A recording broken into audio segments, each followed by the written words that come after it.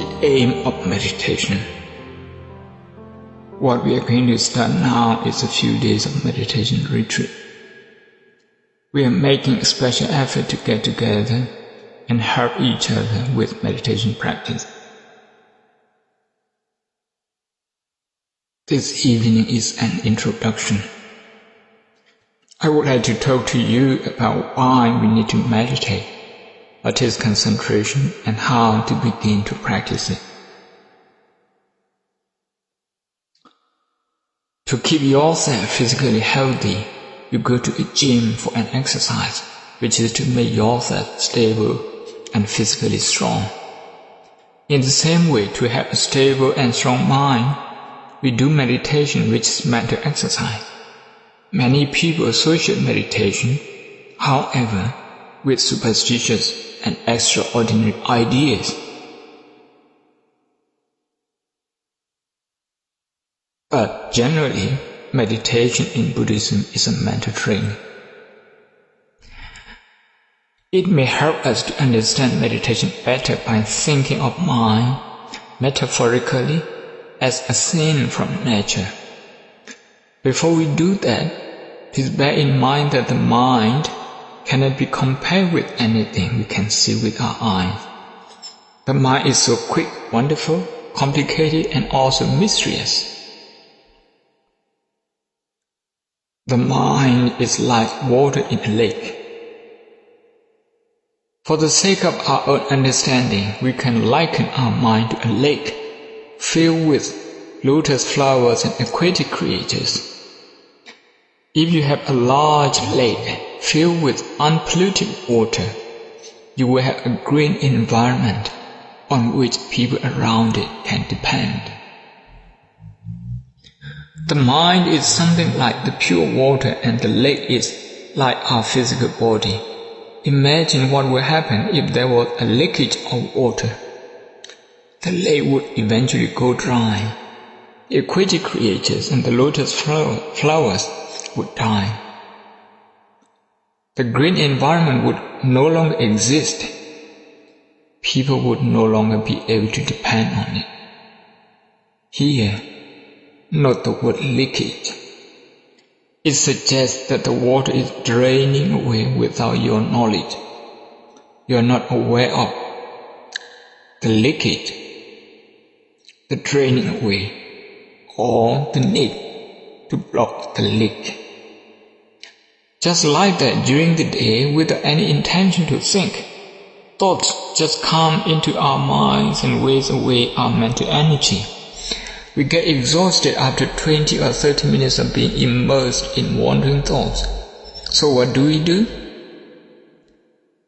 We push them away and sigh, which is a sign of being exhausted. Sometimes you cannot even sleep because mental energy is leaking away. Frustration at work is a leak. Agitation at work is also a leak. Mental energy is being wasted. You are not aware of it because it's just a leak.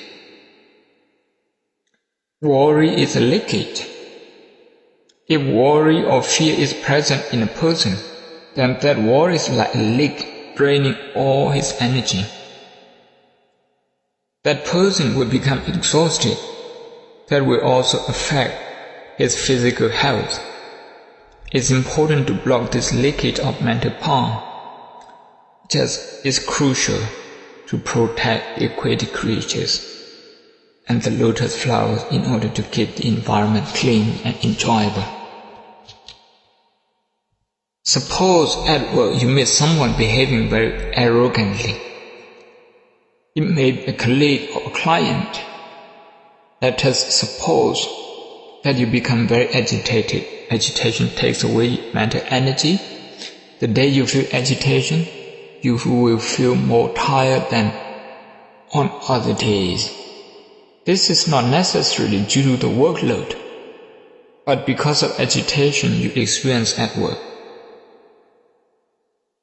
The next day when you go to work, you may become agitated again. Suppose this happens daily. 1 week later you come home and then may feel disturbed very easily. And you could start blaming others, sometimes your family, perhaps for a minor problem. You start quarreling, you start losing the ability to appreciate what your family is doing for you. So now, the aquatic creatures inside the lake begin to suffer. The lotus flowers are the members of your family. They cannot be happy around an agitated man. If someone is agitated in this room, not yet depressed, but simply agitated, then people cannot smile at all. The leakage of mental energy has that kind of effect on society, starting from your own family and friends. That is why it's important to know how are my words and why we feel agitated, why we feel frustrated, why we feel unhappy, and of course also why we feel happy. So to know this, we meditate. When we discover our own agitation, frustration, disappointment, resistance, resentment, we should try to accept it and see it more closely. This will then surely lead us to understand it. Accepting the first noble truth. There are 4 noble truths. Suffering, dukkha satya, the cause of suffering, samudaya satya, the end of suffering, nirodha satya, and the path leading to the end of suffering, magga satya. The first one, the noble truth of suffering, means suffering exists in reality. Worry is suffering, agitation, aversion, frustration, and disappointment are all suffering. We do not normally accept these as suffering. Instead, we try to justify our own emotional reactions such as agitation. We try to blame others for our agitation instead of trying to understand and accept it. Suffering is an inseparable element of life. Therefore, when we meditate, we are going to see these things. We are going to accept suffering and then try to understand it. Vipassana meditation is about trying to understand the first noble truth, a universal experience. It's not for the Buddha, it's not for me, but for the one who meditates. We cannot share our meditation achievement, but the lack of meditation achievement is rather obvious. The state of our mind in relation to our environment will be reflected or indeed determined by whether or not we meditate. This is why it's important to meditate.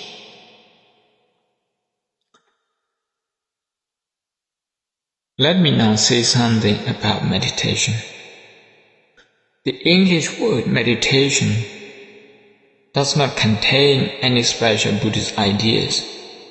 Some people think that meditation is to sit quietly, closing your eyes, thinking only what is good in your life, ignoring all that is bad, cultivating an optimistic view. Some people think meditation is extra work, has little to do with the majority of people in daily life, and is only for monks and nuns and old people who have retired and have time for it. Sadly, even for many born Buddhists, meditation is seen only as a practice for those who wish to achieve nirvana here and now, maybe as a shortcut. If you are not concerned about nirvana or becoming an arahant, in their opinion, you do not need meditation. In some religions, meditation means reflection on something in the past, what you have done, both good and bad. In our case, in the case of Buddhist meditation, to understand meditation, we have to go back to the original word in the Pali language, which is bhavana. Bhavana means to develop mental ability. We believe that as human beings, we have the ability to make our minds stable and concentrated, and make full use of it to understand, to think, and to create something wonderful. Nevertheless, this ability within us is only a seed. We have to nurture it, to enable it to grow. Although we have the ability to be mindful, to be concentrated, and to understand, like seed, which means a seed, it will not become a plant until you grow and nurture it. The mind remains undeveloped without proper mental exercise. The technique to do is called meditation. The technique to develop the mind. When we meditate, we explore and we try to discover how the mind works. The technique was discovered and taught by the Buddha, but we have to see it for ourselves. We need a technique to develop our mind, our mental energy, like the way we develop our muscles in our body. Meditation object. We are going to practice Vipassana, Bhavana or mindfulness meditation. From now on, I shall describe the technique. The object of meditation is very important. In 1995, when I went to Dangji in Shan State, the Union of Burma, I met one of my devotees who had been meditating for quite some time.